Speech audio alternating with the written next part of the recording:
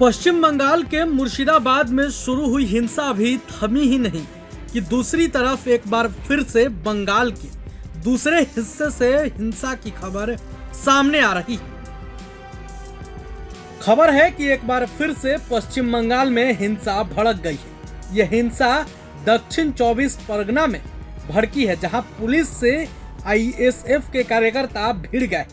कई गाड़ियों में तोड़फोड़ और आगजनी भी की।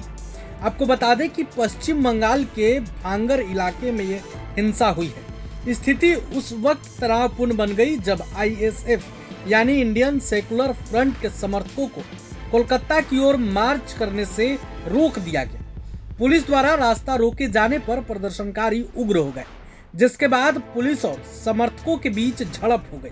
हालात काबू में लाने के लिए पुलिस को बल प्रयोग कर भीड़ को तीतर बीतर करना पड़ा। वीडियो में पुलिस की एक गाड़ी क्षतिग्रस्त नजर आ रही है और कई दोपहिया वाहन जलते हुए दिखाई दे रहे हैं। जानकारी के मुताबिक वक्फ संशोधन कानून के खिलाफ कोलकाता में प्रदर्शन के लिए आ रहे इंडियन सेकुलर फ्रंट यानी आईएसएफ के समर्थकों से भरी बसों को रास्ते में ही रोक दिया गया। वक्फ कानून के खिलाफ पश्चिम बंगाल के मालदा, मुर्शिदाबाद सहित कई जिलों में बड़े स्तर पर हिंसा देखी गई और इसको लेकर सत्तारूढ़ तृणमूल कांग्रेस और भाजपा एक दूसरे पर हिंसा भड़काने के आरोप लगा रहे हैं। आईएसएफ राज्य विधानसभा में तृणमूल और भाजपा के अलावा एकमात्र प्रतिनिधित्व रखने वाली पार्टी है। मीडिया रिपोर्ट्स के मुताबिक पुलिस ने जब भांगर से आ रहे उनके वाहनों को कोलकाता के रामलीला मैदान की ओर बढ़ने से रोक दिया, तब आईएसएफ कार्यकर्ताओं ने बसंती एक्सप्रेसवे को जाम कर दिया। मुर्शिदाबाद में हो रही हिंसा को लेकर तृणमूल कांग्रेस ने बड़ा आरोप लगाते हुए कहा है कि बीएसएफ के कुछ जवान ऐसे लोगों को बंगाल में प्रवेश की अनुमति दे रहे हैं जो हिंसा फैलाकर वापस लौट रहे हैं। यही बात बीजेपी नेता दिलीप घोष भी कह चुके हैं।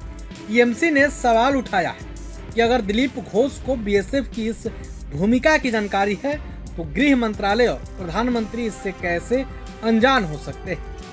टीएमसी ने यह भी दावा किया है कि स्थानीय खुफिया रिपोर्ट के अनुसार कुछ बीएसएफ जवान चप्पल पहनकर मार्च कर रहे हैं और राजनीतिक नारेबाजी कर रहे हैं। पार्टी ने सवाल उठाया कि क्या बीएसएफ चप्पल पहनकर मार्च करती है। यदि वे बीएसएफ के जवान हैं तो यह मामला बहुत गंभीर है। अगर ऐसा नहीं है तो यह एक बड़ी साजिश हो सकती है। उन्होंने कहा कि केंद्र सरकार को इस पूरे मामले को लेकर गंभीरता से जांच करनी चाहिए, क्योंकि सरकार बनाने के लिए देश की सुरक्षा से खिलवाड़ नहीं किया जा सकता है। प्रभातखबर.com, विश्वास वही, रफ्तार नहीं।